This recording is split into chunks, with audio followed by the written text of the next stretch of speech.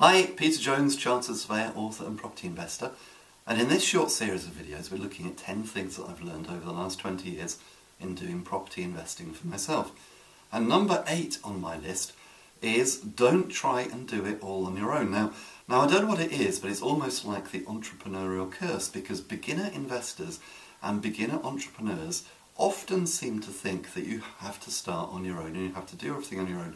It's almost like, it feels like it's cheating to get somebody else involved.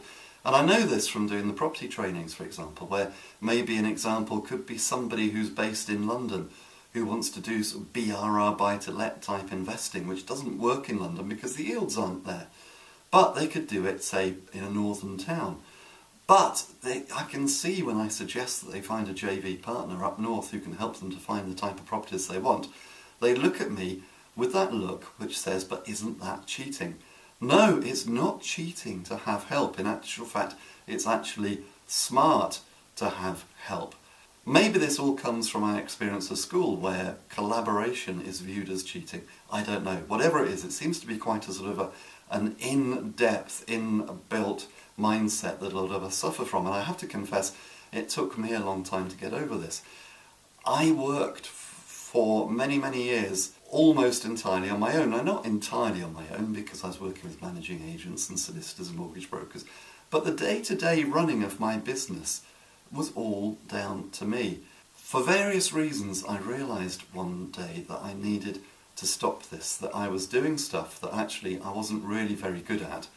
And that's one of the things which can happen if you're not careful, that because we're trying to do everything on our own, we end up doing stuff which we shouldn't be doing because we're not actually very good at doing it. And one of the things which I'm not very good at is detailed work. Believe it or not, some people are very surprised when I say that. I'm not very good at maths. I'm not really a details person. I'm more of a big picture, visionary type person. And so I knew what I wanted my business to look like, but I just wasn't very good at doing the actual sort of bits and pieces around bookkeeping and admin and filing and all the stuff which is important and necessary, but it doesn't really fit me and my personality. And I remember I've been listening to a talk about this, and the suggestion that you should leverage and outsource tasks which you're not good at. And all the way home I was thinking, what can I do? What can I do? And when I got home, I saw my wife and she walked past me. And I thought, yes, absolutely. So I said, darling, is it okay if I leverage you? And she said, of course, darling. And it turned out that my wife actually likes doing the stuff I don't like doing. She's good at doing spreadsheets. She's good at doing admin. She loves making things neat and tidy, which aren't neat and tidy. So if I give her a pile of papers to sort out and put in the right file, she loves doing that. Now, I didn't know that until I found out. And it may be that whoever you're going to bring into your business and who you're going to outsource to and who's going to help you isn't your spouse, significant other, life partner. I don't know. But it could be. But there's somebody out there who can help you. Now, the point is this. If you don't try and do it all on your own, it means that you can then concentrate on the things that you are good at. The thing which I'm good at is raising money, and I'm good at doing deals. Left to my own devices doing that, I can make my business grow.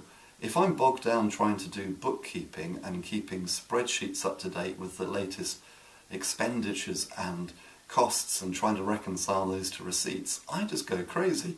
So it's better that I'm actually doing the stuff which I'm good at doing. The same is true for you. It's not cheating, it's working smarter. And by working smarter, it's that old cliche of we can then work less hard. It's not about hard work, it's about smart work and all that kind of stuff. So don't try and do it all on your own. We're going to think in the next video about JV partners. But if you can bring on board, for example, a JV partner who can complement and supplement your skills or lack of skills, then your business will be far, far stronger. So there we are. That's number 8 on my list. Don't try and do it all on your own. By the way, if you want to know more about me, come over to thepropertyteacher.co.uk. Otherwise, until the next video, here's to successful property investing.